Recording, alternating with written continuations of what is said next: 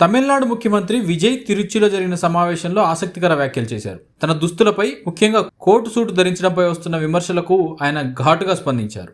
వాళ్ళు నా సూటును కూడా విమర్శిస్తున్నారు, ఎందుకు మనం కోటు సూటు వేసుకోకూడదా అని ప్రశ్నించారు. నేను బ్లాక్ అండ్ వైట్ రంగుల దుస్తుల్ని ధరిస్తాను, మన హృదయాల్లాగానే అవి కూడా స్వచ్ఛంగా ఉంటాయి. విజయ్ ఎప్పుడూ బ్లాక్ అండ్ వైట్ అంటే నిజాయితీగా ఉంటాడన్న విషయాన్ని అది సూచిస్తుంది అని అన్నారు. అదే సమయంలో రాజకీయ ప్రత్యర్థులపైన కూడా సెటైర్లు వేశారు. మేము అధికారంలోకి వచ్చిన తర్వాత 6 నెలలు మౌనంగా ఉంటామని కొందరు చెప్పారు, కానీ మేము అధికారంలోకి వచ్చిన అరగంటలోనే విమర్శలు మొదలుపెట్టారని వ్యాఖ్యానించారు. మీరు నన్ను ముఖ్యమంత్రిని చేయలేదు, ప్రజలకు సేవ చేసే చీఫ్ సర్వెంట్గా మార్చారంటూ వంగి నమస్కరించారు. ఇక రాష్ట్రంలో శాంతి భద్రతలు, డ్రగ్స్ సమస్యలపై కూడా విజయ్ కీలక వ్యాఖ్యలు చేశారు. డ్రగ్స్ రాష్ట్రంలోని ప్రతి మూలకు వ్యాపించాయి. ప్రారంభంలోనే వాటిని అరికట్టి ఉంటే ఎంతోమంది మహిళలను, బాలికలను కోల్పోయే వాళ్ళం కాదు అని అన్నారు.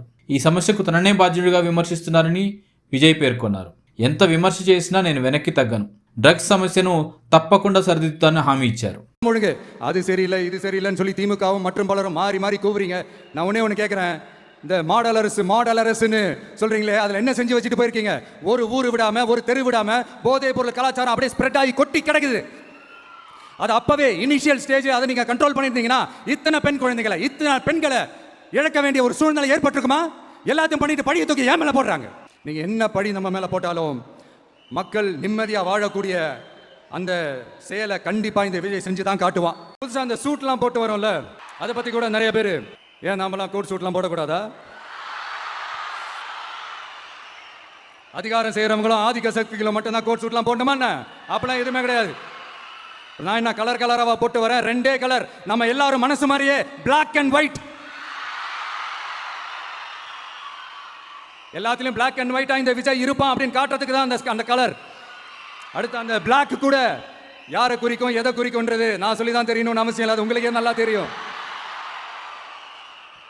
எல்லாத்துக்கும் இப்படி வழக்கம் சொல்லிக்கிட்டு நசன் பேசுகிற டைப்பும் நம்ம கிடையாது. உங்களுக்கே தெரியும், அதிகபட்சமாக எல்லா மீட்டிங்களும் 20 நிமிஷங்குள்ளே தான் நான் பேசியிருக்கிறேன். அதனால் இப்போ மக்கள் என்கிட்ட என்ன சொல்கிறாங்க அப்படின்னா, இந்தப்பா விஜய், நீ எங்களுக்காக உழைக்கிறதுக்காக வந்திருக்கிற, அந்த வேலையை மட்டும் பாரு, உன்னை பற்றி பேசுகிறவங்கள நாங்கள் பார்த்துக்கிறோம். ஆட்சிக்கு வந்து சில வாரங்கள் கூட ஆகலை. 6 மாதம் அமைதியாக இருப்போம்னு சொன்னவங்களாம் 6 நாள் கூட அமைதியாக இருக்க முடியல. ஆட்சிக்கு வந்து 1/2 மணி நேரத்திலே ஆரம்பிச்சிட்டாங்க. பாவம், ஒரு கல்யாண வீட்டிலலாம் போய் புலம்பிட்டு இருக்காங்க. நான் சொன்னதெல்லாம் நடக்குதா? 1 by 1 எல்லா புலம்பல்ஸும். அது மாதிரி இத்தனை வருஷமா மாற்றி உங்களை ஏமாத்திக்கிட்டு இருந்த இந்த 2 பேரையும் வேண்டாம்னு சொல்லி ஒதுக்கிட்டு உங்களுக்காக உண்மையா உழைக்க வந்த உங்க விஜய, உங்க அண்ணனை, உங்க தம்பிய முதல் அமைச்சரா இல்ல முதல் சேவகனா ஆக்கியிருக்கிறீங்க.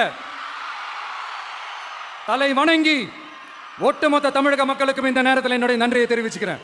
எம்ஜிஆர் அவர்களுடைய முதல் தேர்தலில் கூட இந்த அளவுக்கு ஒரு ஓட் பர்சன்டேஜ் வாங்கலை அப்படின்ட்டு நிறைய பேர் சொன்னாங்க. ஆனால் நீங்கள் டிவி கேட்க அவ்வளோ நீங்கள் ஆதரிச்சிருக்கிறீங்க. நான் எம்ஜிஆர் அவர்களோடலாம் நான் கம்பேர் பண்ணல, எம்ஜிஆர் தான். ஆனால் நாம பெரியார், அண்ணா, எம்ஜிஆர் அவர்கள் வழியில் ஒரு அன்பா உழைக்க வந்த உங்க விஜய், அவ்வளவுதான். 1977 நீங்க போடாத ஓட்டை 2026 நீங்க போட்டுக்கிறீங்க. என்ன ஒன்று, இன்னும் கொஞ்சம் அதிகமாக ஆதரிச்சிருந்தீங்கன்னா கொஞ்சம் நல்லா வந்திருக்கும். பட் பரவாயில்ல, ஃப்யூச்சரில் வரப்போகிற எல்லா தேர்தலையும் உங்களுடைய முழு சப்போர்ட்டை என்னால் வாங்க முடியுன்ற அந்த ஒரு நம்பிக்கை இப்போ என் மனசில் ரொம்ப ஆழமாக பதிஞ்சிருக்கு.